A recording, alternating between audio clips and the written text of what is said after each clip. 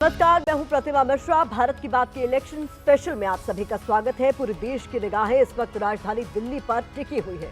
दिल्ली का दरबार किसका होगा, इसको लेकर राजनेताओं के साथ राजनीति में इंटरेस्ट रखने वाले लोगों की धड़कनें लगातार बढ़ी हुई है।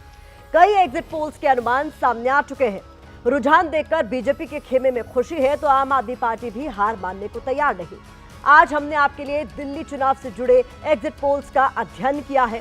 इसके अलावा कुछ पुराने एग्जिट पोल्स के आंकड़े भी आपके लिए स्टडी किए हैं।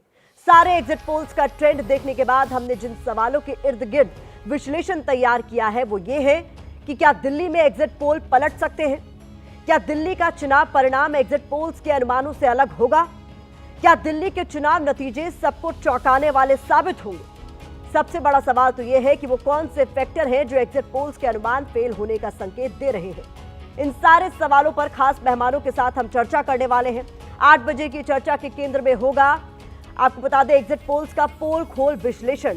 और अब से कुछ देर बाद 8:35 पर हम आपको दिखाएंगे अगर एग्जिट पोल एग्जैक्ट हुए तो इसके मायने क्या होंगे। लेकिन इस वक्त की सबसे बड़ी खबर आपको बताते चले, अब तक सामने आए 14 एग्जिट पोल्स में से 11 में बीजेपी की सरकार बनने का अनुमान जताया गया है।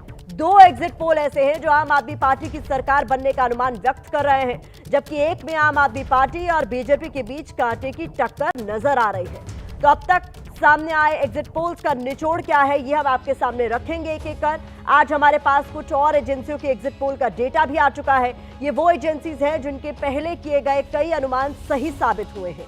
तो सबसे पहले आपको दिखा देते हैं इन एजेंसियों के एग्जिट पोल में दिल्ली की क्या तस्वीर निकलकर सामने आ रही है। शुरुआत हम करने वाले हैं एक्सिस माय इंडिया के एग्जिट पोल से। इसका जो अनुमान है वो बता रहा है कि बीजेपी को 45 से 55 सीटें मिल सकती हैं इस बार दिल्ली में। आम आदमी पार्टी के लिए 15 से 25 सीटों का प्रेडिक्शन किया गया है इन एग्जिट पोल में। कांग्रेस को 0 से 1 सीट मिलने का अनुमान है तो अन्य के खाते में भी 0 से 1 सीट जाने का अनुमान जताया गया है। अगर हम वोट शेयर की बात करें तो आम आदमी पार्टी को यहां 42% वोट मिलने का अनुमान है, बीजेपी को 48% वोट का अनुमान है, कांग्रेस को 7% वोट का अनुमान जताया गया है और अन्य के खाते में भी 3% वोट शेयर जाने का अनुमान यहां व्यक्त किया गया है।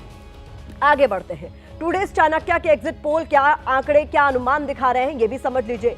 बीजेपी को यहां 51 सीटें मिलने का अनुमान दिखाया गया है, आम आदमी पार्टी को 19 सीट मिलने का अनुमान है। अदर्स की बात करें तो 0 से 3 सीट मिलने का अनुमान यहां पर जताया गया है। इसके अलावा सीएनएक्स का एग्जिट पोल भी सामने आया है जिसके आंकड़े ये कहते हैं कि बीजेपी को 49 से 61 सीटें मिलने का अनुमान है, आम आदमी पार्टी को 10 से 19 सीटें मिलने का अनुमान इसमें है और कांग्रेस को 0 से 1 सीट मिलने का अनुमान है। अन्य का खाता भी यहां नहीं खुलता हुआ दिख रहा है फिलहाल।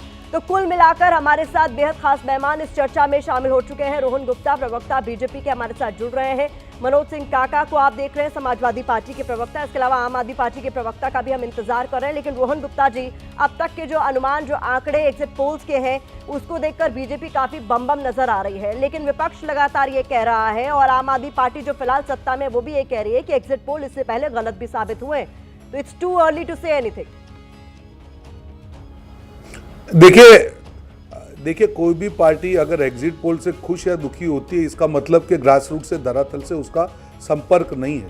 हम लोग कोई एग्जिट पोल से खुश नहीं हो रहे, हम हमारे एग्जिट पोल से खुश हो रहे हैं। जिस प्रकार से जमीनी रुझान आए हैं, जिस प्रकार से वोटिंग हुआ है, जिस तरह से हमने सारी सीटों का आकलन किया है, हम उससे आश्वस्त है कि बीजेपी जो कम से कम 52 सीटें, जो अगर हम लोकसभा में देखें जो विधानसभा का परिणाम था तो 70 में से 52 सीटें बीजेपी जीती थी। तो वो हमारा कंसंट्रेशन उसी 52 पे था कि अगर लोकसभा में हम जो जीत सकते हैं तो विधानसभा में क्यों नहीं। वही हरियाणा में हमने किया था, 48 सीट 44 + 4 आम आदमी की, 48 पे हमने जीते और वहीं पे हमने जीत साबित की। वही एक्सपेरिमेंट पे, वही मॉडल पे बीजेपी ने सारा काम किया और मुझे विश्वास के साथ मैं आपको कहता हूं कि 52 सीटों पे कम से कम बीजेपी की दिल्ली में जीत होने वाली। अगर आप लोकसभा के ट्रेंड के हिसाब से मान रहे हैं रोहन गुप्ता जी, तो इस आंकड़े आपके लिए फेवरेबल तो नहीं रहे ना? इससे पहले भी जब लोकसभा के चुनाव हुए उसके ठीक करीब 9 महीने बाद ही दिल्ली के चुनाव हुए तो बिल्कुल फेवरेबल नहीं रहा नतीजा। आम आदमी पार्टी की बम तब नजर आ रही थी। तो अब मैं वही समझना चाह रही हूँ कि इस बार ऐसा क्या बदल गया कि पिछली बार के चुनाव में बीजेपी को 8 सीटें आई थी और इस बार आप 52 का दावा कर रहे हैं? देखिए, बहुत आपने अच्छा सवाल पूछा। 2-3 चीजें धरातल पर बदल गई। देखिए, आम आदमी पार्टी जो चुनाव हमेशा लड़ती थी, एक तो ऑनेस्टी की उन्होंने बात की थी, ईमानदारी की, सिंप्लिसिटी मतलब एक सरलता की बात थी, ट्रांसपेरेंसी मतलब पारदर्शिता, और गवर्नेंस मतलब सरकार। ये 4 मुद्दों पे कहीं ना कहीं दिल्ली की जनता ने आम आदमी पार्टी पर 10 साल भरोसा किया। ऑनेस्टी के धज्जियां उड़ गए, 2000 करोड़ का आपने शराब घोटाला देखा। सिंप्लिसिटी की धज्जियां उड़ गई, आपने शीश महल को देखा। पारदर्शी, रोज ये लोग अपनी गोल्ड पोस्ट बदलते हैं, जो भी मॉडल स्कूल या मोहल्ला क्लिनिक दिखाते हैं उसकी हकीकत जनता के सामने। गवर्नेंस पूरी दिल्ली की जनता देखा कि आज भी दिल्ली की जनता को टैंकर से पानी मिलता है, और कहीं ना कहीं दिल्ली की जो प्रोग्रेस है 10 साल के पहले रुक गई। तो चारों 4 पैरामीटर में जिस प्रकार से आम आदमी 5 साल में